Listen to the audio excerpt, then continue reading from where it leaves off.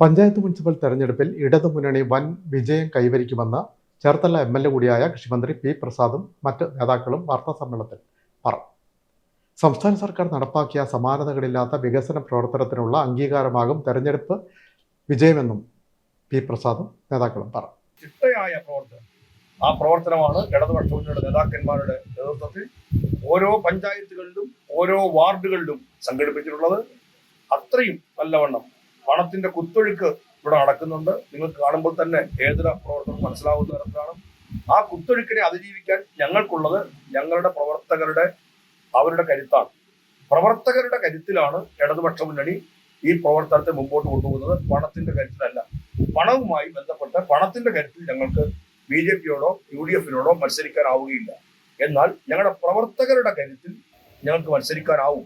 ആ കരുത്ത് ഞങ്ങൾക്ക് നല്ലവണ്ണമുണ്ട്.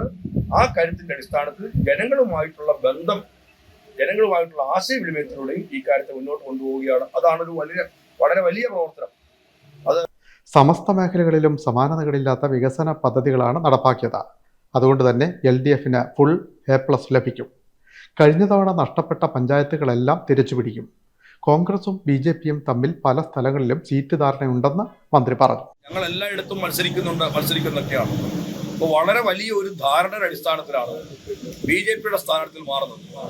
BJP-യുടെ സ്ഥാനാർത്ഥി മാറുമ്പോൾ അവിടെ ഏതൊക്കെ സ്ഥാനാർത്ഥികൾ ഉള്ളതെന്ന് നമ്മൾ ആലോചിച്ച് നോക്കുക.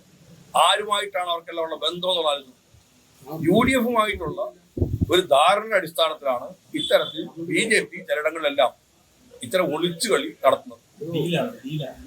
കച്ചവടത്തിന്റെ രീതിയാണ്. അത്തരം ഒരു തെരഞ്ഞെടുപ്പിനെ ഇത്തരത്തിലുള്ള കച്ചവടമാക്കി കാണുന്നതിനെ ശക്തമായി ജനങ്ങളുടെ മുമ്പാകെ തുറന്നു കാണിക്കാനാണ് LDF ശ്രമിക്കുന്നത്. ചേർത്തല മണ്ഡലത്തിൽ 20ഓളം വാർഡുകളിൽ BJP സ്ഥാനാർത്ഥികളെ നിശ്ചയിച്ചിട്ടില്ല. വരുന്ന നിയമസഭാ തെരഞ്ഞെടുപ്പിന് മുന്നോടിയായിട്ടുള്ള ടെസ്റ്റ് ഡോസാണിതെന്നും മന്ത്രി കൂട്ടിച്ചേർത്തു.